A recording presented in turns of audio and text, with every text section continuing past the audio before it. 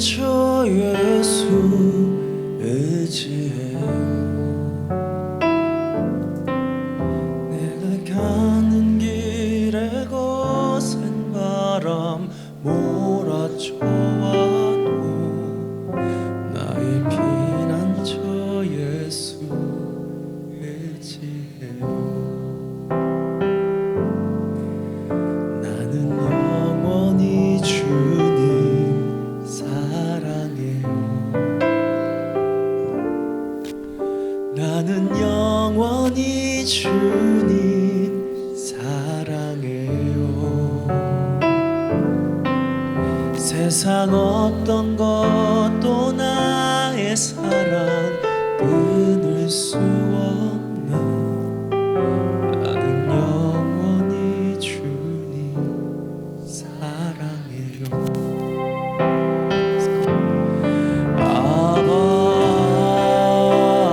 아버지 나를 사랑하시니 나의 모든 것 주께 드려요.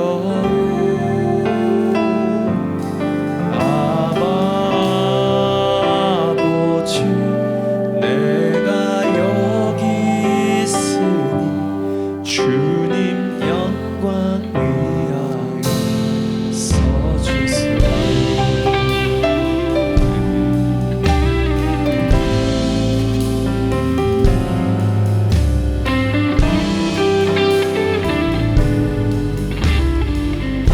고마우신다 예수스, 고마우신다 예수스 사랑하네. 고마우신다 예수스 사랑하네. Meskipun badai silih berganti dalam hidupku, ku tetap cinta Yesus. Come on church, sing once again. 고마운 cinta Yesus. 고마운 cinta Yesus selamanya. 고마운 cinta Yesus selamanya. Meskipun badai silih berganti dalam hidupku, tetap cinta Yesus selamanya. Ya Bapa,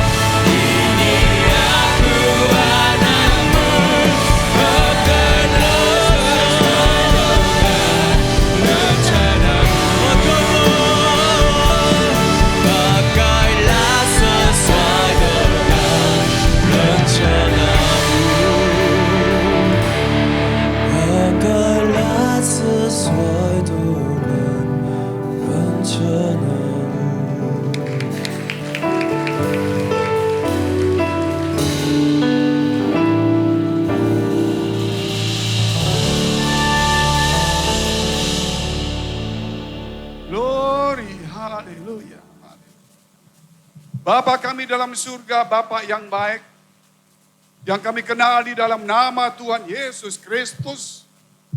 Kami mengucap syukur Tuhan atas malam hari ini, di mana kami boleh berkumpul di tempat ini.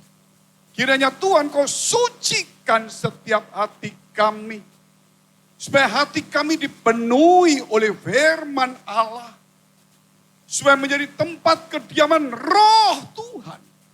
Supaya hidup kami bukan kami lagi, tetapi Engkau yang di dalam kami. Supaya setiap kami tidak menonjolkan siapa kami, tapi kami ingin menonjolkan Yesus yang ada di dalam kami. Kami berdoa untuk mereka yang dalam pergumulan, mereka dalam pekerjaan, karir mereka, studi, keluarga, keuangan, bahkan kesehatan. Kiranya Tuhan, Engkau menyegarkan setiap hati dan jiwa kami. Engkau memulihkan roh kami, supaya kembali berkobar-kobar di dalam kasih semula kepada Tuhan.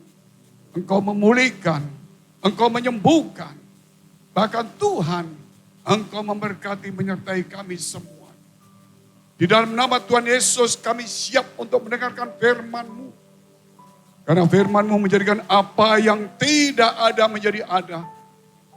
Firman-Mu Tuhan memberikan masa depan dan mengubah setiap kami. Di dalam nama Tuhan Yesus kami siap mendengarkan firman.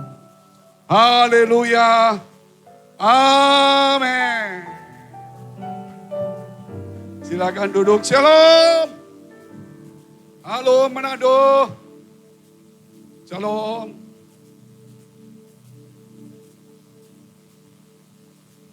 Saya mendapatkan berkat banyak di kota Manado.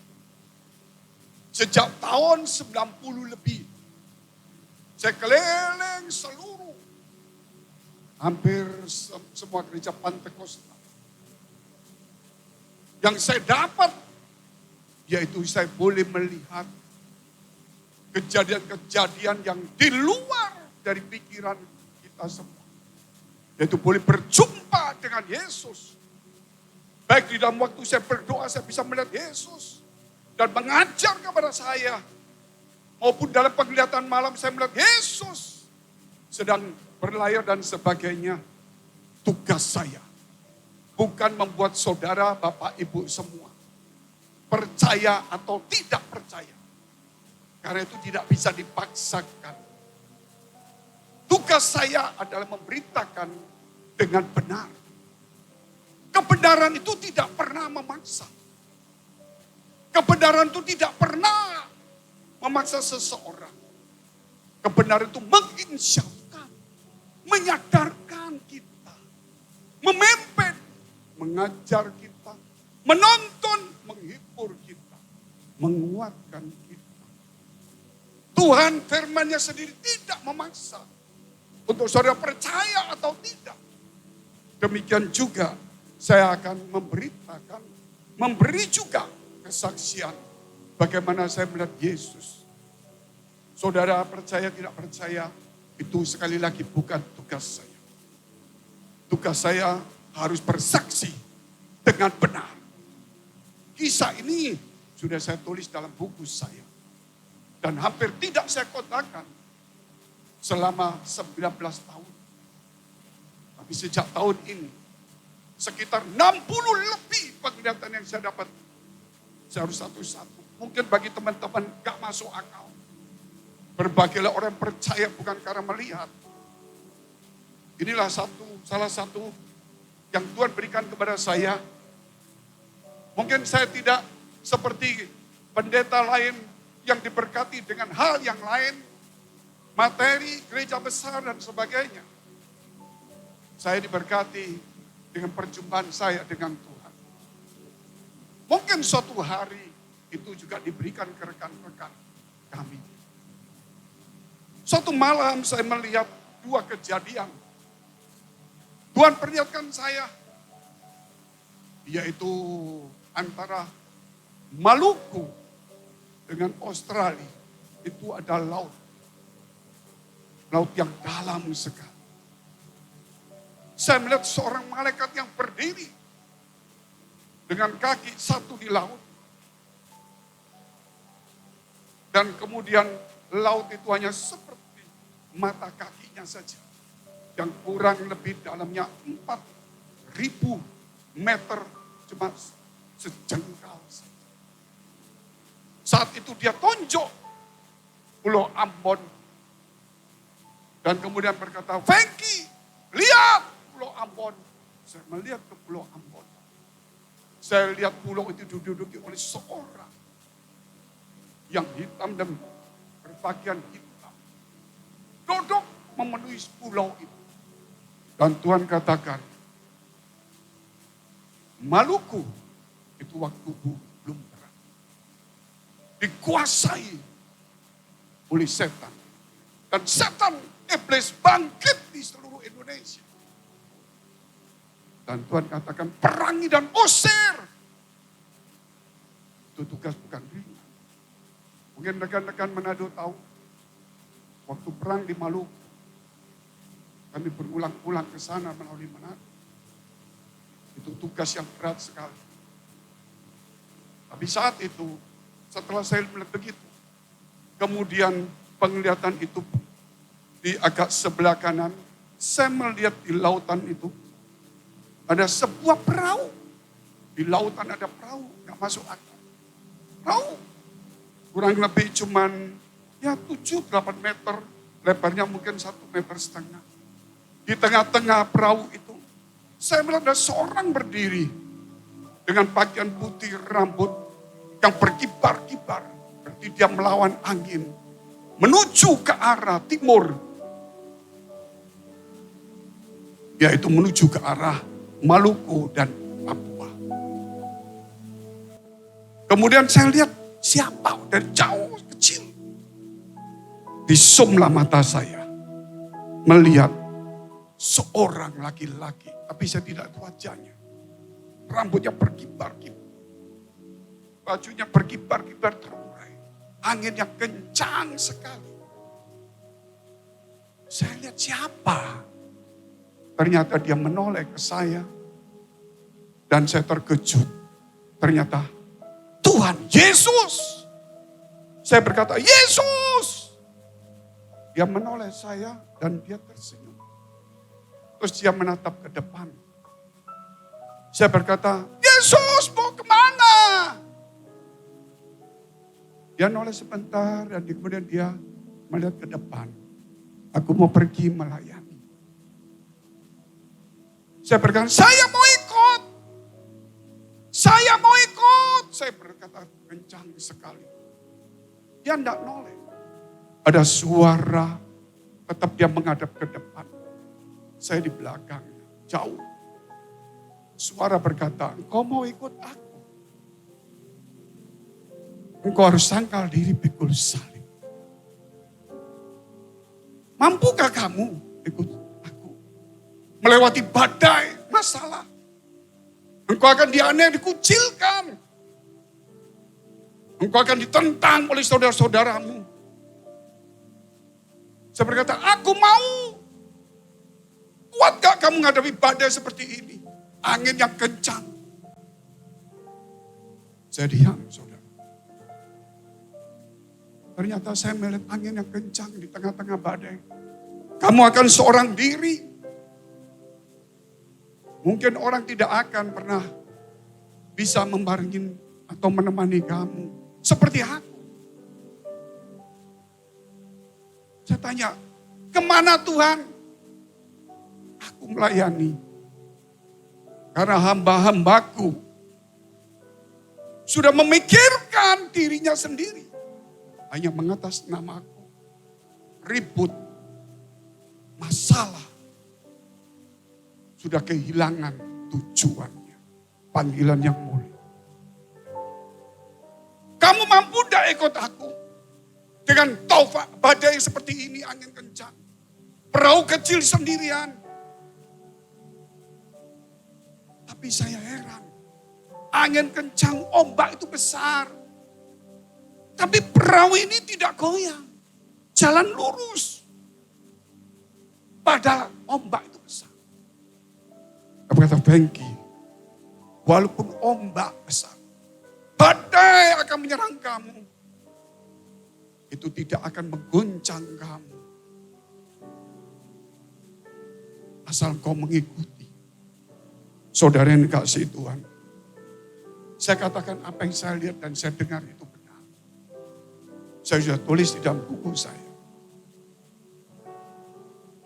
Setelah saya melayani mertua saya seorang pendeta. Saya melayani sejak tahun 85. Akhirnya sampai tahun 2006, 2004, saya mau berkatakan sama Tuhan, saya di Singapura saja. Saya keliling ke desa nggak apa-apa Tuhan. Tapi kalau saya buka gereja saya tidak mau. Karena saya sudah keliling seluruh Indonesia. Saya sudah seminar hamba Tuhan puluhan ribu orang. Dan saya bilang, saya tidak mampu. Karena gereja tidak akan pernah bisa kembali ke jalannya. Persaingan masalah begitu besar. Kebutuhan hidup, rebutan cema dan sebagainya. Lebih kotor dari dunia. Itu saya bicara sendiri. Makanya saya tulis buku, Pencuri Takhta Allah. Siapakah yang mencuri? Kita mencuri. Takhta itu siapa? Hati kita itu takhta Allah. Kita curi.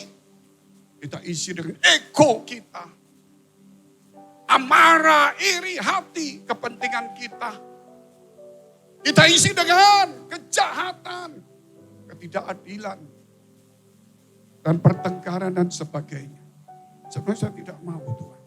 Tuhan kasih nama blessing in the spirit. Kamu harus buka.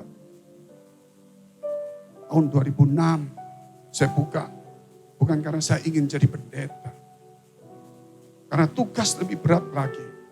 Bukan keliling desa, keliling kota, seminar KKR. Tapi saya harus dikucilkan di satu gereja. Untuk melatih orang-orang. Militan. Untuk kembali ke ajaran Yesus. Gak gampang. Daging ini hidup. Daging ini kuat. Yesus saja di Taman Getsemani. Sebelum dia sampai Golgota. Dia masih menunjukkan ada manusianya.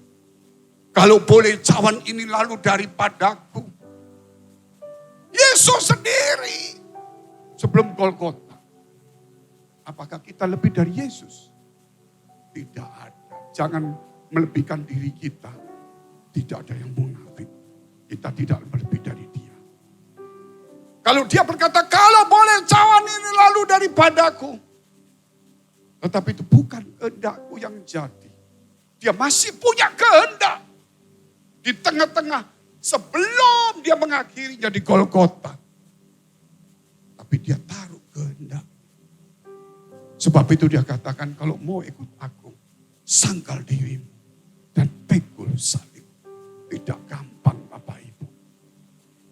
Orang berkata, Pak Bengki, teman saya banyak. Ternyata di mana-mana banyak. Yang senior-senior.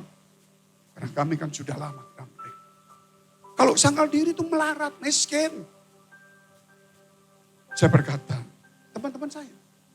Kalau menurut kamu sangkal diri itu melarat, miskin. Ya. Kalau menurut saya sangkal diri, pikul salib itu. Ketika ada korupsi, saya tidak korupsi. Ketika ada perbuatan jahat, saya tidak ikut lakukan. Mungkin saya tidak mendapatkan bagian lebih banyak. Bukan soal miskin atau kaya. Tapi melawan diri.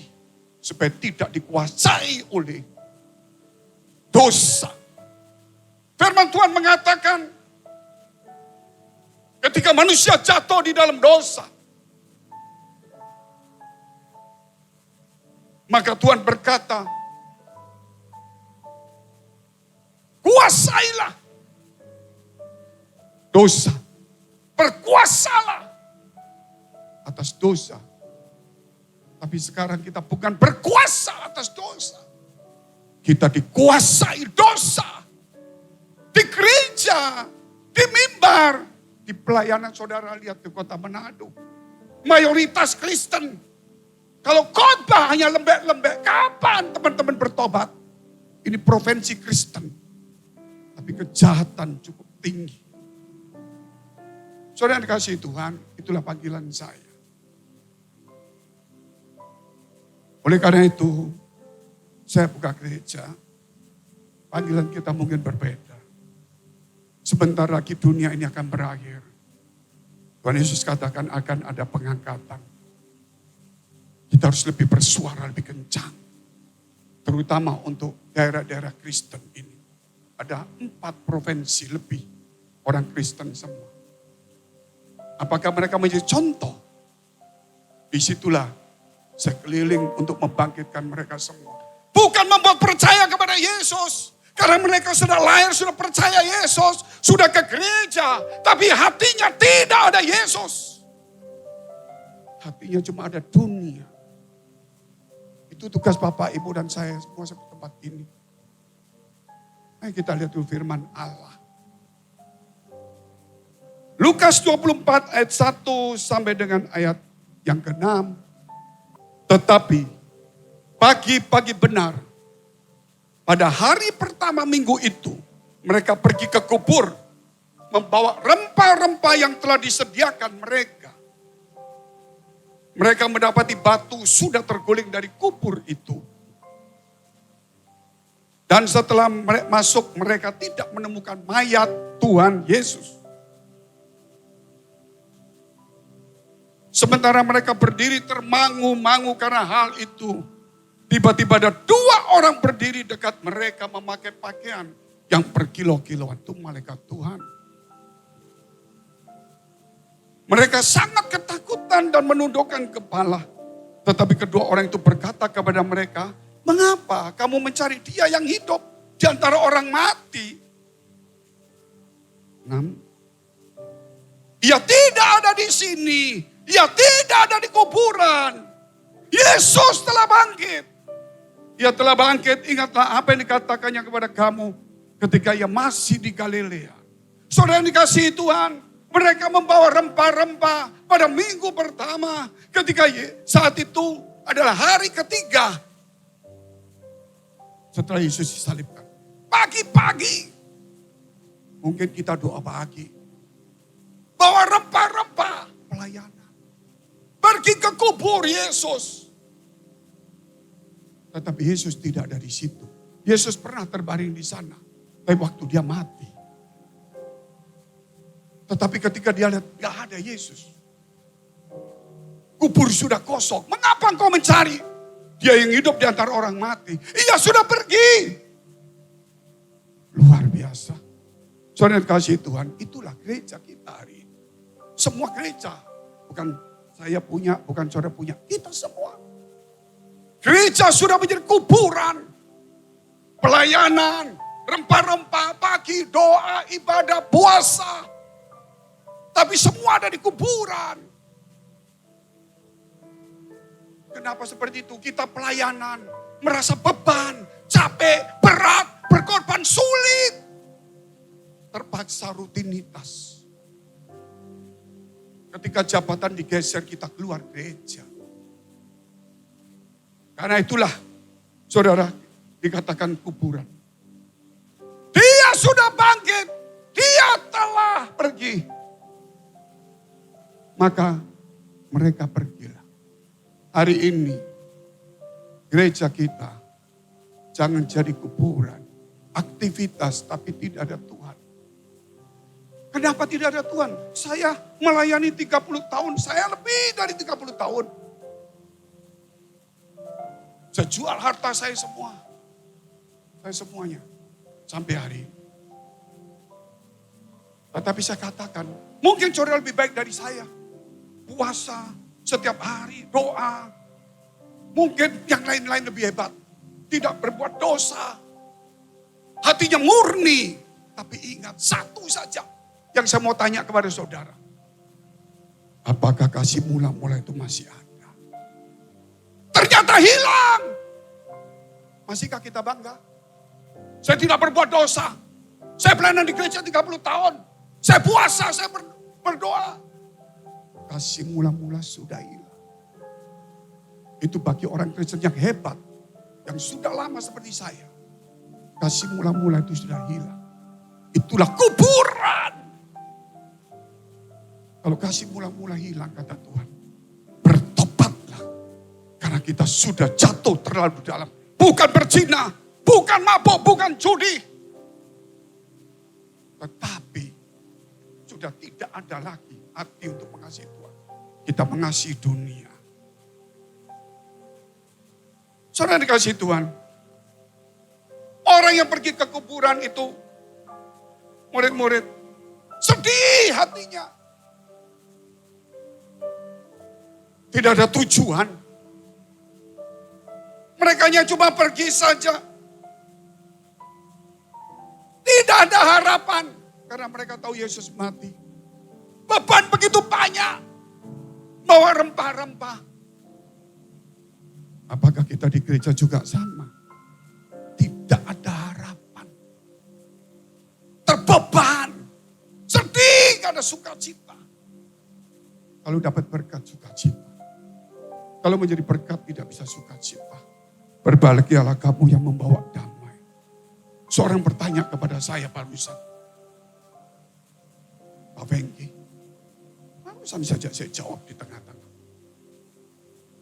Apakah orang berbahagia kalau dia sudah melakukan firman, atau sebelum atau mau melakukan firman dia sudah bahagia, atau setelah melakukan firman sudah bahagia? Coba saudara jawab.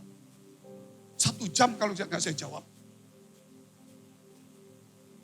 Pertanyaan yang membuat kita kacau balau itu ada di benak-benak jemaat. Jemaat sudah lebih pandai dari kita. Kita harus lebih belajar lagi. Dekat sama Tuhan. Bukan menguasai firman Allah. Tapi dikuasai firman Allah. Amin. Banyak orang menguasai firman Allah seperti Adam dan Hawa. Dia tahu tidak boleh makan buah. Tetapi dia tidak dikuasai firman sehingga tidak taat. Ini orang biasa. Saudara mau tanya, saya mau tahu. Jawabanmu apa? Pikir coba. Setelah melakukan Pak, berbagailah orang yang membawa damai. Berbagailah suci artinya setelah suci Pak. Berbagailah mendengar firman setelah dengar Pak. Saya katakan, itu kan ayat-ayat begitu banyak. Tapi pernah kamu mendengarnya ketika Thomas itu tidak percaya Tuhan. Dan kemudian dia pegang Tuhan. Dan dia berkata, ya Tuhan, ya Allahku. Tuhan katakan apa? Berbahagialah orang yang percaya tanpa melihat. Jadi waktu kita percaya Yesus, itu kebahagiaan dasar. Katakan amin dulu. Tepuk tangan dulu Tuhan. Ketika saya percaya Yesus, di tengah masalah, di tengah persoalan apapun juga, itu kebahagiaan dasar. Karena kita bahagia. Maka saya menuju kebahagiaan yang kedua. Karena bahagia, saya bahagia, sampai akhir bahagia. Ketika saya percaya Tuhan, saya bahagia. Saya mendengar firman, saya bahagia. Saya membawa damai, saya bahagia. Saya berkorban, saya bahagia. Loh kenapa Pak? Sejak awal sudah dasarnya bahagia dan menuju kepada bahagiaan. Perjalanan hidup kita mau naik turun tetap bahagia. Itu pertanyaan jemaat Bapak Ibu. Para teolog-teolog mana bisa jawab? Oh, waktu melakukan. Oh, bingung semua bertengkar. Coba jadi bingung mana ya betul. Saya katakan, sejak kamu percaya Yesus, itu kebahagiaan sudah ada. Terus kalau melakukan firman, hidupmu itu selalu bahagia. Karena dasar bahagia. Kalau kamu kehilangan bahagia, berarti kamu belum mengenal Tuhan secara pribadi. Tinggalkan kuburan. Kita lihat dulu ayatnya. Matius 27 ayat 61, 60 dan 61. Pertanyaan jemaat sangat kritis. Karena dia belajar dari Google, dari macam-macam. Kalau saudara belajar dari Google, sama jawabannya gak karuan. Saya tanya sama jemaat sebelum kalian. Ini saya belok sedikit, karena ini bicara jemaat. Tapi kita kuburan ya. Tapi ini hanya jemaat sudah pandai, ini saya belokkan sedikit. Dia tanya sama saya, Pak Feng, iblis itu jatuh setelah manusia ada atau sebelum? Saya tanya sama dia, menurut kamu, iblis itu sudah jatuh di dalam dosa sebelum manusia ada atau sesudah? Dia baca di Google, dia di ChatGPT, dia baca. Dia jatuh karena iri sama manusia. Oh, jadi kalau iri sama manusia, berarti manusia sudah ada. Iya. Saya mau tanya kamu, itu ChatGPT.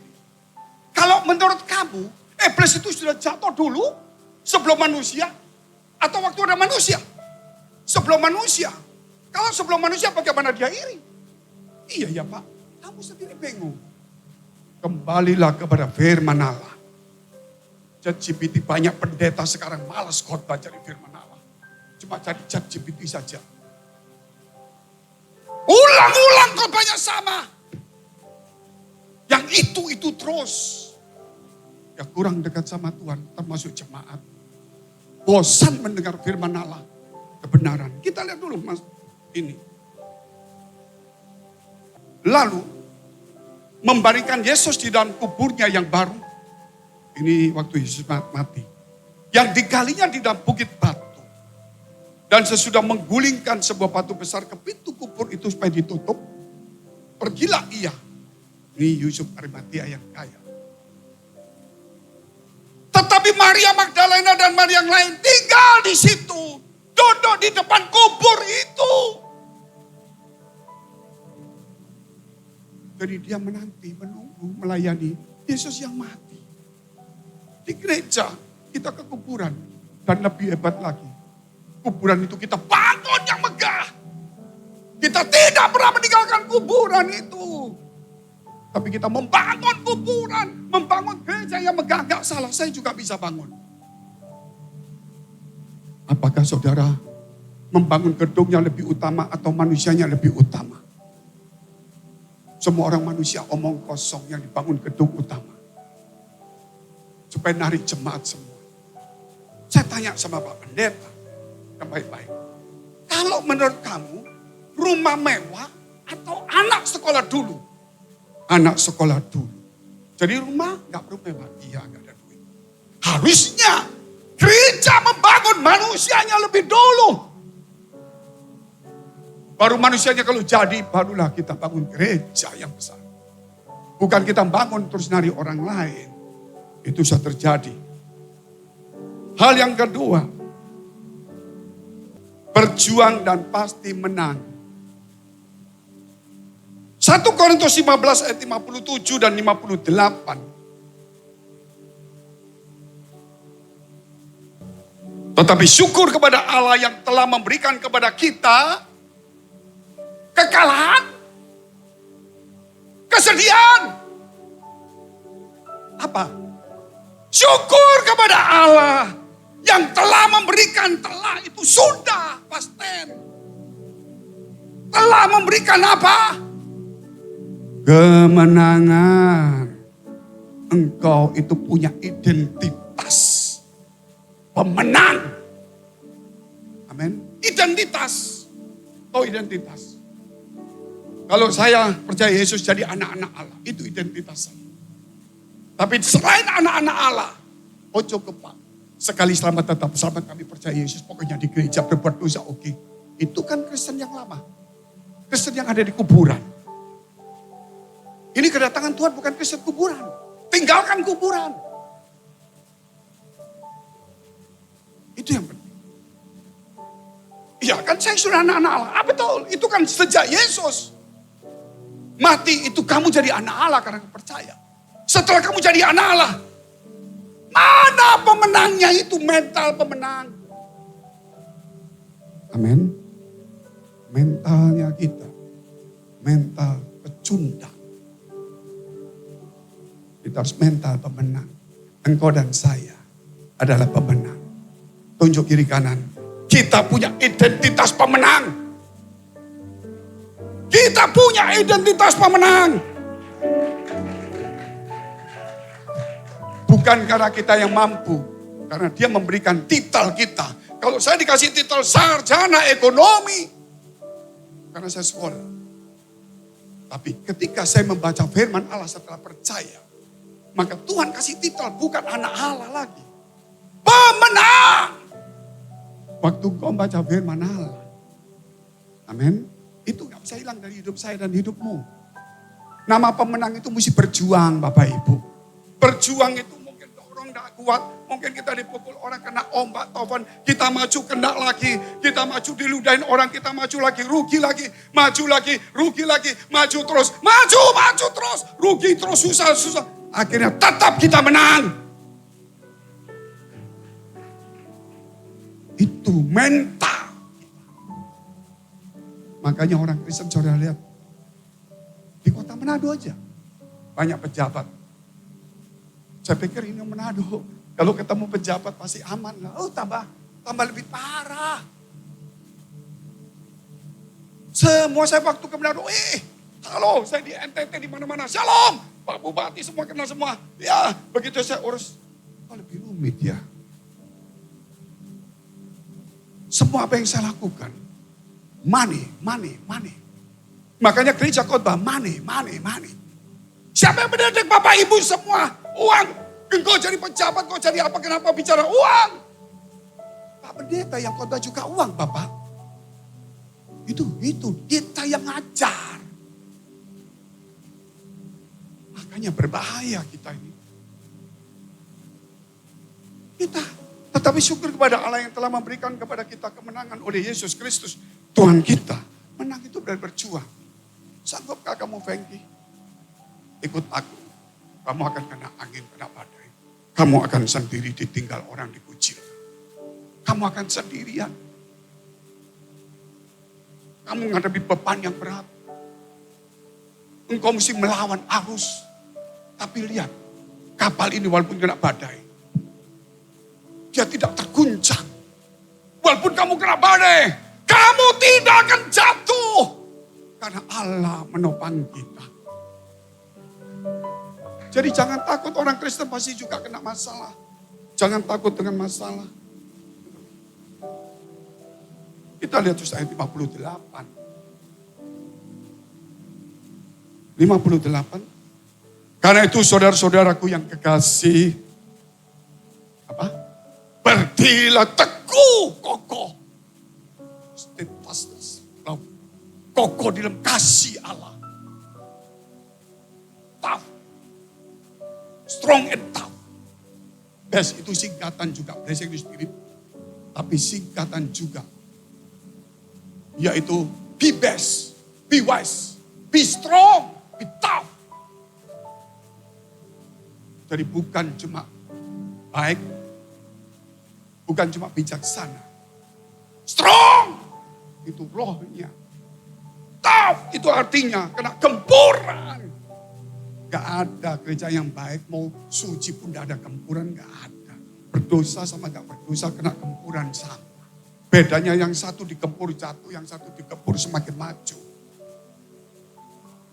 Teman-teman semua, umat Tuhan hari ini, berdirilah teguh, jangan goyah. Karena kapalmu tidak goyah walaupun ada angin. Dan giatlah selalu dalam pekerjaan Tuhan. Beban Pak, minggu capek, 3 kali ibadah Pak Pendeta. Belum nanti kalau ngangkat kursi, aduh lah. Karena kita di kuburan bawa rempah-rempah. Tinggalkan rempah-rempahmu di kuburan. Pergilah ke Galilea, kejar Yesusmu. Amin. Kejar berarti tidak bawa rempah-rempah mungkin. Oh, tapi kalau nggak bawa rempah-rempah, engkau kalau kejar berarti engkau membawa hatimu. Engkau membawa tujuanmu. Engkau membawa kecepatanmu. Dan kekuatanmu kepada Tuhan. Amin. Jadi, be strong, be tough, be wise. Katakan kiri kanan, be best. Be wise. Sekarang ngomong sama diri sendiri. Be strong. And be tough. Itu. Jangan goyah dan giat selalu dalam pekerjaan Tuhan. Sebab kamu tahu bahwa dalam persekutuan dengan Tuhan, jeripayamu tidak sia-sia. Karena kita punya identitas pemenang. Karena ada jeripaya Bapak Ibu, betul ya? Aduh aku melayani gak bisa. Saya kasih contoh yang akhir. Besok kita akan cerita tentang perjumpaan saya dengan Tuhan. Begitu banyak. Saya melayani satu orang. Masih muda, CEO, perusahaan TBK atau Go Public. Direktur. Masih muda, lulusan Amerika. Saya ketemu, percaya Tuhan, gak percaya. Sama-sama kita ngomong, ditolak terus. Semua pendeta yang di Amerika di mana dilawan semua. Dan dia free thinker. Ya pertanyaan kak tadi, bahagia enggak? Gak bisa jawab semua. Sulit. Saya mau pelan-pelan. Ya, satu hari setelah sekian waktu, suatu hari dia kembali ke Singapura ketemu saya. Istrinya kena tumor otak. Saya ngomong firman aja, gak direkam juga. Saya tipe bukan langsung otot nyerang. Saya cerita bergaul, ngopi bersama. Berhari-hari nunggu di rumah sakit. Hanya untuk satu jiwa bertobat. Sudah istrinya sembuh pulang, gak mau percaya Tuhan. Ya sudah. Satu hari, setelah 3-4 bulan, ternyata operasinya gagal. Tulang yang disambungkan ini, tulang babi. Kalau bicara babi sudah lapar, berenepon.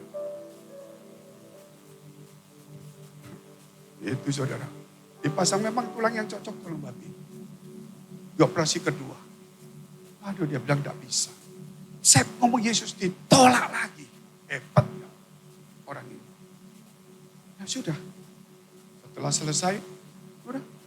Dia pulang ke rumah. Dia bermimpi. Dia mimpi di rumah halamannya. Dia melihat ada satu pohon kecil. Tumbuhnya cepat. Tahu-tahu akarnya banyak. Merambat semua. Sampai memenuhi genteng. Semua terus. Wih, kok banyak. Ya cepat sekali. Kecepatan tinggi putar-putar. Sampai akhirnya rumit semua. Tuhan tunjukkan seperti bola dunia yang, seperti alam semesta yang datang bintang. Gabung rumit. Dia berkata, siapa yang buat seperti ini? Tuhan ngomong, menurut kamu siapa yang buat? Iya, siapa yang buat? Itu otakmu, aku yang buat. Berjuta-juta saraf di sini. Langsung dia telepon saya. Pagi-pagi, Pak Beng ketemu saya. Wah saya pikir Pak istrinya mati. Saudara, waduh. Setelah berdoa mati lah repot ini. Saya datang kenapa? Terus saya mati. Aku mimpi, wah bukan mati, apa ya. Ternyata dia bilang, aku melihat sesuatu yang Tuhan tunjukkan. Otak. Terlalu pandai menyangkal Tuhan. Padahal yang buat adalah Tuhan. Dia sodorkan kepalanya. Doakan aku. Aku mau terima Tuhan. Saya layani 1 tahun lebih orang ini. Jeripayamu tidak pernah sia-sia. Amin. Jeripayamu tidak sia-sia. 1-2 tahun. Saya punya keluarga. Saya paling kecil nomor 8. Ayah, ibu, kakak-kakak semua belum percaya Tuhan. Kakak sudah punya anaknya sebesar saya. Di bawah saya umurnya. Punya anak lagi, saya dipanggil sudah opa. Masih muda. Anak saya dipanggil masih umur 3 tahun. Opa. Wih, berarti sudah berapa generasi. Gak percaya Tuhan. Semua gak percaya. Saya pikir waktu saya kaya, punya perusahaan besar. Saya pikir Tuhan tunjukkan kalau saya kaya. Saya kaya. Saya punya perusahaan besar. Mereka gak mau percaya Tuhan. Tapi ketika saya punya masalah besar. Masalah hukum. Semua disita. Saya pikir Tuhan, kalau engkau ambil harta saya. Gereja Saya suka nyumbang nggak bisa. Saya khotbah nggak bisa. Keluarga saya nggak percaya Tuhan. Tuhan nggak jawab. Saya tetap pelayanan. Saudara tahu, satu-satu kakak saya berbesar. Yang ngomong, masih percaya Tuhan? Iya. Kamu sudah susah masih percaya Tuhan? Iya. Saya kasih tahu kamu, ikut Kristen tuh susah, kamu tetap iya. Yang ngomong sama adik-adiknya, jangan ngomong sama Fengki lagi. Ini orang sudah kesurupan. Ini orang gak bisa dibengkok. Dan dia ngomong jangan-jangan dia yang benar, kita yang salah. Akhirnya semua saudara sampai keponakan 40 lebih jadi Kristen. Saya cari teman-teman semua saya yang sebab saya dan yang dulu kumpul-kumpul.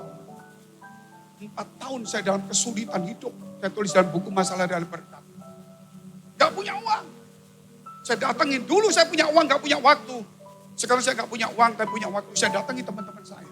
Saya ngomong tentang Tuhan Yesus. Satu-satu bertobat. Sampai sopir saya, sampai pembantu bertobat. Yang belum bertobat cuma anjing saya. Hari ini saudara percaya. Jeripayamu tidak sia-sia. Identitas kita pemenang. Kalau pemenang itu harus berjuang. Dan karena kita pasti menang. Jangan putus asa. Karena identitas kita butuhkan orang putus asa. Hari ini apapun yang kamu hadapi, kita hadapi dari ini. Be strong. Be tough. Because we are the winner. Mari kita bangkit berdiri. Kita berdoa.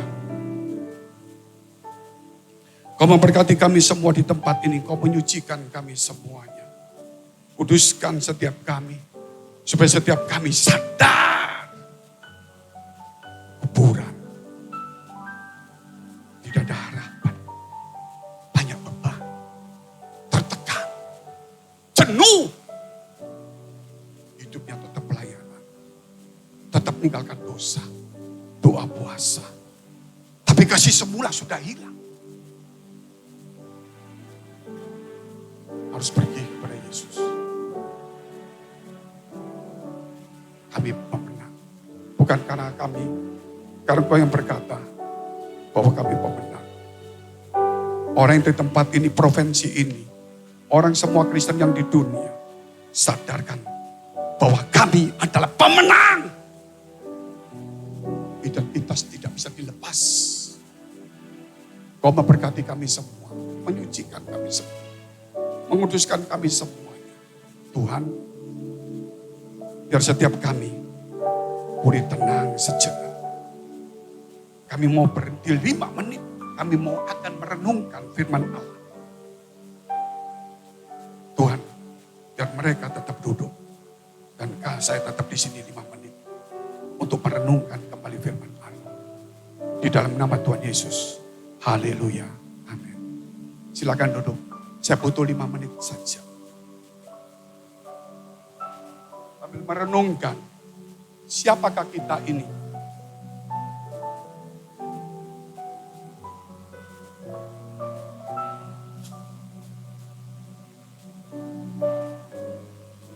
Apakah saudara sebagai anak Allah? Ya. Punya identitas pemenang, itu masalah Pak. Saya mau kasih tahu. Karena dikasih Tuhan, kita sudah diputihkan dosa kita oleh kematian Yesus. Kita anak-anak Allah.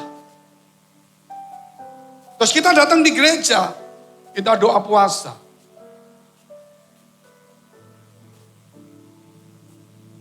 Kita mulai kuat. Ketika kita datang di gereja, kita diberkati, kita menjadi orang yang terkenal, hebat. Kita selalu ngomong, ini karena doaku. Karena ini loh. Kuasaku, gerejaku, ini loh berkatku. Dia cuma nunjukkan dirinya sebagai orang yang ritual dan agamawi. Saya paham ya? Kering lagi. Tuhan tolong aku berkati. Aku gak punya istri kelebihan mungkin. Ini loh doaku. Kamu kan orang berdosa gak dijawab doanya. Ini loh gerejaku. Ini loh pelayananku. Dia selalu ngomong dirinya. Yang satu sudah disucikan Tuhan. Dia tidak hanya disirami. Ketika dia sirami, dia sadar. Semua datang dari Tuhan. Dia tidak ngomong tentang dirinya. Dia tenggelamkan di dalam dirinya kepada Tuhan. Yang terlihat hanya Yesus.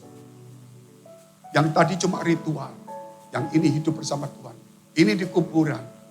Ini bersama dengan Tuhan. Saudara renungkan. Saya turun, saya serahkan kepada Tuhan Yesus memberkati. Kita tundukkan kepala, kita berdoa.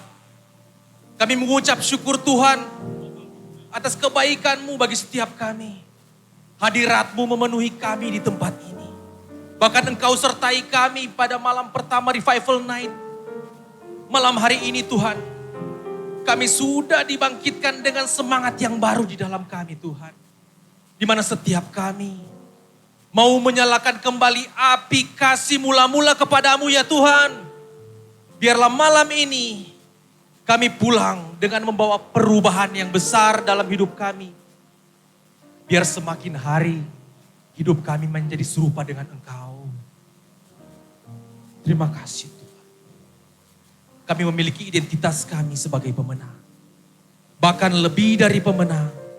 Kami serahkan rangkaian acara Revival Night sampai pada besok hari ke dalam tangan-Mu Tuhan.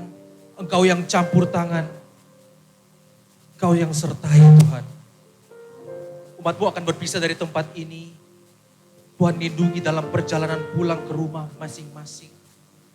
Bahkan kami rindu Tuhan. Melihat revival kebangunan ini tersebar. Bukan hanya untuk diri kami saja Tuhan. Tapi bisa berdampak dalam keluarga kami. Dalam komunitas kami. Bahkan dalam bangsa kami. Biar nama Tuhan yang dipuji. Nama Tuhan yang dipermuliakan. Mari saudara dekapkan kedua tanganmu di dada. Sebab memperoleh berkat dari Tuhan itu hal yang mudah bagi Tuhan. Kita menaruh hati di depan, di dada. Setelah Tuhan memberkati, bukan berkat dan mujizat yang terutama. Tetapi apakah hati kita bisa menjaganya, tahan uji. Sebab itu firman Tuhan berkata, jagalah hatimu dengan segala kewaspadaan. Karena dari situlah terpancar kehidupan. Jemaat yang dikasih Tuhan, jadilah berkat dan terimalah berkat rahmat anugerah Allah Bapa di sorga. Di dalam putra tunggalnya Yesus Kristus yang telah mati bagi dosa kita. Dan bangkit pada hari yang ketiga. Sehingga kita menyembah Tuhan Allah kita yang hidup. Dan iman kita bukan kepada Tuhan yang mati. Dan dia naik ke surga untuk menyediakan rumah bagi kita. Sehingga kita punya pengharapan yang pasti. Dan dia akan datang kembali untuk kedua kalinya menjemput gereja dan umat yang berjaga-jaga. Kudus, dewasa dan bijaksana. Serta menghakimi dunia dalam persekutuan dengan rohnya yang kudus. Yang membuat hati kita berkobar-kobar. Roh kita menyala-nyala dalam kasih semula. Roh Kudus yang menghibur, menguatkan, memelihara, menginsafkan, menuntun dan memimpin kita kepada kebenaran dan kekudusan. Serta menjadi saksi Kristus mulai hari ini sampai selama-lamanya. Mari kita tutup dengan doa yang diajarkan Tuhan Yesus. Bapa kami yang di surga, dikuduskanlah nama-Mu, datanglah kerajaan, jadilah kehendak-Mu di bumi seperti di surga. Berikanlah kami pada hari ini makanan kami yang secukupnya. Dan ampunilah kami akan kesalahan kami, seperti kami juga mengampuni orang yang bersalah kepada kami. Dan janganlah bawa kami ke dalam pencobaan, tapi lepaskanlah kami daripada yang jahat. Karena Engkau yang empunya kerajaan dan kuasa dan kemuliaan sampai selama-lamanya. Amin. Yang mengerti semua masalah.